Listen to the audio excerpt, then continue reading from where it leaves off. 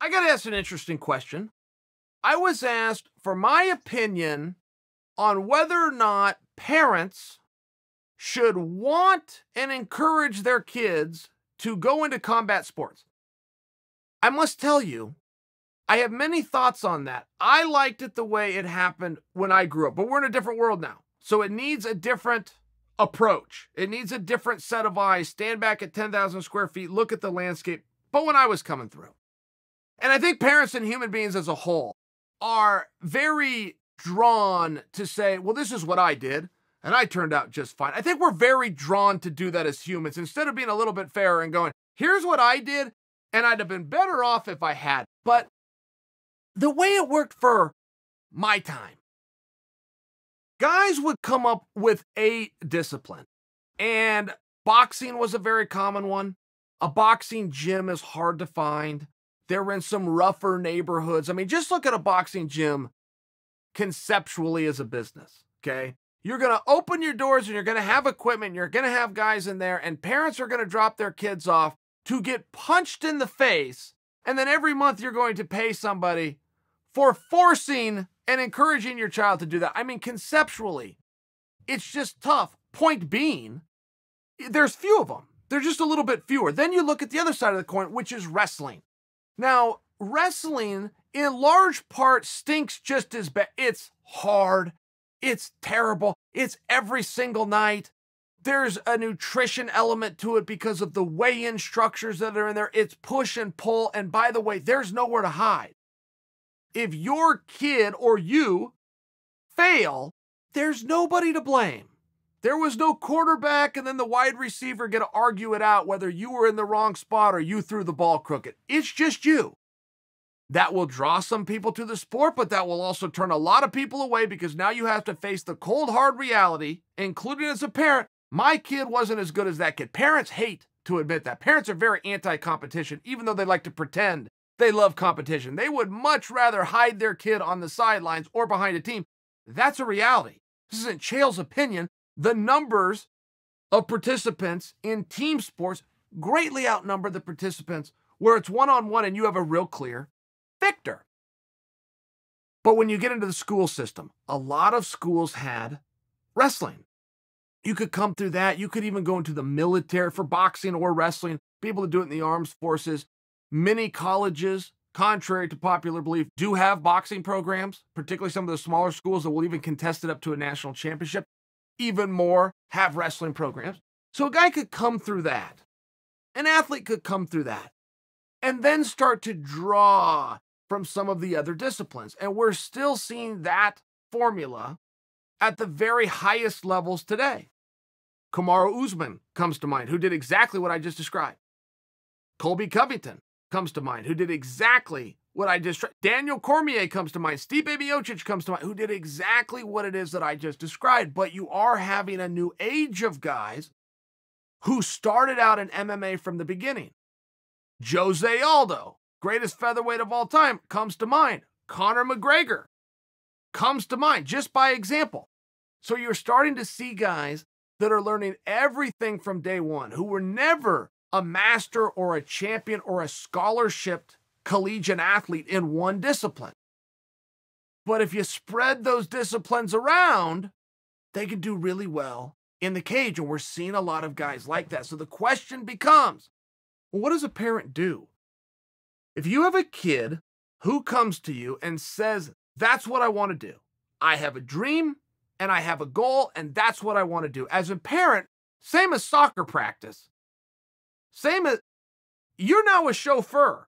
It now becomes incumbent on you to get the yellow page or look on Google, find a gym or find a group or find an association somewhere within your neighborhood, and you're now the chauffeur. Your job is to get them there and then get them home. And if they say, hey, I liked it and I picked a good goal, this is what I want to pursue, your job's to get them there and get them home the next day and the next day and the next day until the kid comes up with a new great idea. Pretty common. But it does become a little bit of a trick question where you're talking about something different. Hey, Chael, you just compared playing soccer, where the worst thing that's going to happen is you play in the elements and it might rain on your kid some winter day, versus taking him to a gym where he's going to get punched and kicked. And even if your child comes to you with an idea and says he wants to do it, at some point you have to be the parent in the room and say that's not a responsible activity and we're not going to do it. You don't just back every idea your kid has. At some point you have to be the adult. Where is that line and how do you do it? And I have my own opinions on this. I wouldn't try to influence you, but you guys have come to me and asked me, you want me to be an influencer? Look, here's the thing. Do exactly what you think you're supposed to do, which is look it up online. Find something nearby, take your kid, check out the environment. I would always encourage you, particularly in a combat, you take your kid in there and you watch a couple. That's my own opinion. I'd like to watch a couple practices, watch the demeanor in the room, watch how the guys work with one another. Are these guys trying to fight each other? Are they trying to help one another? Is this an actual team where you're being teammates? I even deal with it on the adult level, where some guy comes and all of a sudden a fight's breaking out. You go, no, we didn't come here to fight. We came here to practice fighting. But you always get one bad at it comes in, right? What I'm saying is it can help to watch the environment, talk with the coach, check his demeanor, see if he's positive, see if he's influencing, see if you're going to learn some of the more basic skills, which is goal setting, which is hard work, which is discipline, which is being somewhere on time, which is being consistent, the things that you're going to get from sports. Sports isn't about who's got more points when time runs out. It eventually leads into that, but that's late in life. That's later years in high school when you're looking to get these collegiate scholarships. Later years in your collegiate career when you're looking to get drafted or go into the professional ranks. That's when who has more points than the other guy when time runs out really becomes relevant. As a kid, it's about something different. It's about participation. It's about keeping them going. For me, more than anything, it's about sending a kid somewhere, and when the kid comes home, he has a skill and he's tired. If you could do those two things, if you could teach my kid a skill and you will send him home tired, I'm coming back. I'm going to tell people about you and they're going to come back too. When it comes to combat, and I understand it's a little rougher. I do understand that. But you have to understand, I was also trained by Clayton Hires, and it's always about equipment before anything else. First and foremost, do you have your headgear? Is it the right size? Is it put on correctly? Okay, great. Let's move to the next step. Are your hands protected? Do you have the right size gloves? Coach Clayton will check your glove. Maybe it was the right glove 3 years ago, but maybe all the padding broke down and now fit. He'll check your equipment. You got the wrong equipment. It doesn't matter if you're fighting for a world championship or you're 8 years old. You're going home. Simple as that. Go home today. Come back tomorrow with the right equipment. Then you've got the Vaseline. Then you've got a partner that you can trust. Then you've got the cup. You've got the mouthpiece. I'm just sharing with you. Equipment is underrated in combat sports. You show up and you forget your bat at baseball practice, borrow somebody else's bat. You show up and you forget your glove, oh, no problem. Hey, you're not playing. Can I borrow your glove? No problem. Soccer and baseball and football, borrow somebody else's. But in combat, it's very important. It's very important that you have the correct gear. It's very important that you wash that gear. It's very important that every day you put that gear on. I bring that up to you guys. That's a way to keep your opponent safe, but that's also the same thing how your opponent's going to keep you safe. If you have the right equipment on, even with the punching, you're fighting, you're kicking somebody, even with that, with the right equipment, it's a major step into the right direction. And I do think that kids can get into combat, and I do think that it should be slow, and I don't think that kids should be thrown out there on a Saturday night to fight in front of a crowd. And there are people who disagree with me. They go, Chael, how can you say that? This is either a sport or it isn't.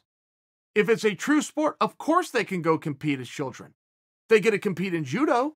They get to compete in taekwondo. They get to compete in boxing. They get to compete in wrestling. They get to compete in jiu-jitsu. If those are all real sports that can be done safely with minors, why can MMA, when it's done correctly, not be the same way? I don't have the rhetorical skills to answer that question, but I know what looks right and feels right to me. And I know as an adult, I need one thing in front of everything else. I need to know I have 2 consenting participants. I've seen guys in the wrestling world as a coach that don't want to be out there, but dad forces them out and figures what's the worst that can happen. Well, in large part, dad's probably right. What is the worst that can happen? Your kid's shoulders get put on the mat and he gets up and the other kid gets... I understand that. Combat's a little bit different. It is. I think that there's good reason for children to participate in. I think there's good reason to make sure you're part of a team. I think there's good reason to work hard and set goals. I also don't know that there's any reason to rush into it.